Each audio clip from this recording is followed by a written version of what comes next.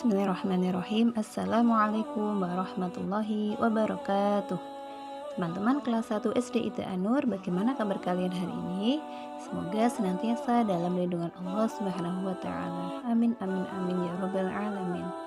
Salam dari kami tim guru PAI kelas 1, Bu Rahma untuk kelas 1A1 dan 1B1, Bu Admi untuk kelas 1A2 dan 1B2, Bu Nisa untuk kelas 1C1 dan 1D1, dan Bu Harni untuk kelas 1C2 dan 1D2.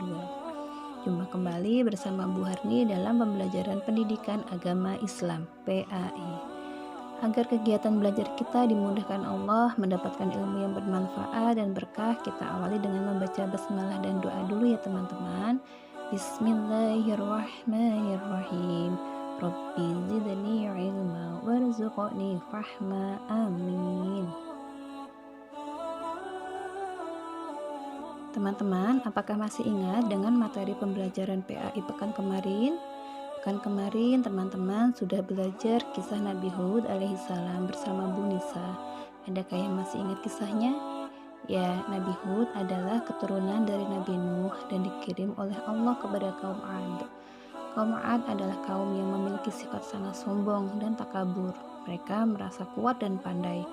Kaum Ad menyembah patung berhala dan tidak mau mendengarkan ajaran dari Nabi Hud. Maka Allah turunkan azab berupa angin yang sangat kencang dan dingin selama 7 malam 8 hari. Akhirnya kaum Ad mati berkelimpangan seperti pepohonan yang tumbang. Nah, itu dia sekilas materi yang sudah kalian pelajari pekan yang lalu. Kali ini kita akan belajar tentang kisah sahabat Nabi, yaitu kisah Abu Bakar As-Siddiq. Abu Bakar memperoleh gelar As-Siddiq. Siddiq artinya adalah benar. Jadi Abu Bakar As-Siddiq artinya Abu Bakar yang benar, karena beliau membenarkan peristiwa Isra Mi'raj Nabi Muhammad SAW. Abu Bakar adalah ayah dari Aisyah, istri Nabi Muhammad. Abu Bakar As-Siddiq dilahirkan di kota Mekah dari keturunan Bani Tamim, bagian dari suku bangsa Quraisy. Abu Bakar As-Siddiq termasuk orang yang pertama kali masuk Islam. Dari kecil Abu Bakar sangat terkenal dermawan. Banyak budak yang ia bebaskan, salah satunya Bilal bin Rabah.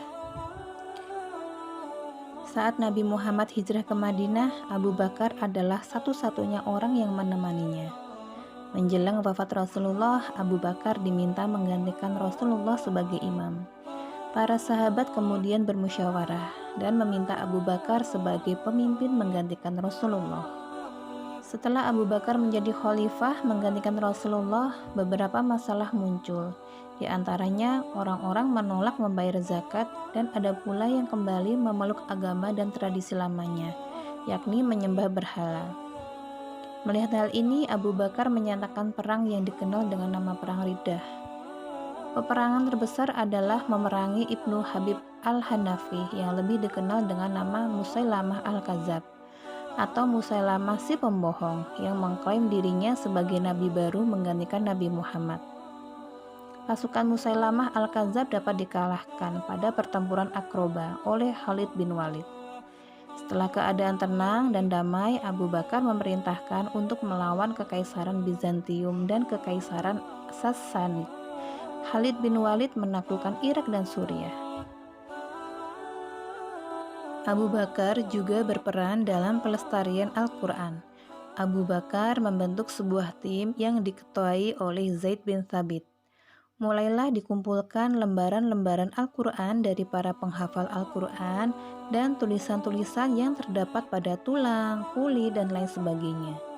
Setelah lengkap, penulisan ini disimpan oleh Abu Bakar. Setelah Abu Bakar meninggal, maka disimpan oleh Umar bin Khattab dan kemudian disimpan oleh Hafsah, anak dari Umar dan juga istri Nabi Muhammad. Pada masa pemerintahan Utsman bin Affan, koleksi ini menjadi dasar penulisan teks Al-Quran yang dikenal saat ini.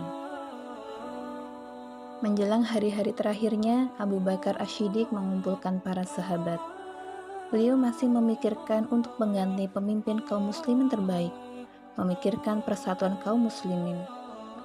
Abu Bakar meninggal karena sakit di Madinah pada tanggal 21 Jumadil Akhir 13 Hijriah, bertepatan pada 23 Agustus 634 Masehi. Beliau meninggal pada usia 63 tahun. Abu Bakar dimakamkan di rumah putrinya Aisyah di dekat Masjid Nabawi di samping makam Nabi Muhammad SAW. Demikian tadi materi dari Bu Harni tentang kisah Abu Bakar Ashidik. Semoga kita dapat mengambil pelajarannya ya teman-teman. Untuk tugas PAI kali ini adalah mengerjakan buku paket PAI halaman 57, bagian A, pilihan ganda nomor 1 sampai 10. Kemudian tugas selanjutnya yaitu teman-teman silahkan mengirimkan voice note yang berisi tentang jawaban dari pertanyaan kenapa Abu Bakar memperoleh julukan Ashidik. Jawaban dari pertanyaan ini terdapat dalam video dan ada juga di buku paket PAI halaman 53 ya teman-teman. Jika sudah selesai mengerjakan tugasnya, silahkan dikirimkan kepada guru PAI-nya masing-masing. Mari kita tutup pembelajaran hari ini dengan bacaan istighfar. Astaghfirullahaladzim. Hamdalah, alhamdulillahi rabbil alamin. Dan doa penutup majelis, subhanaka Allahumma wa bihamdik, asyhadu an la ilaha illa anta, astaghfiruka wa atubu ilaik. Jika ada kekurangannya dari Bu Harni dalam menyampaikan materi, mohon dimaafkan. Billahi taufiq wal hidayah. Wassalamualaikum warahmatullahi wabarakatuh. Terima kasih teman-teman.